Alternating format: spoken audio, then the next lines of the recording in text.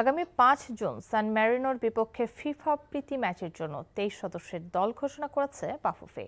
সদ্য সমাপ্ত মৌসুমে ভালো করার পুরস্কার পেলেন চিকো, তবে ফিরলেও একাদশে থাকবেন কিনা তা নিশ্চিত নয়।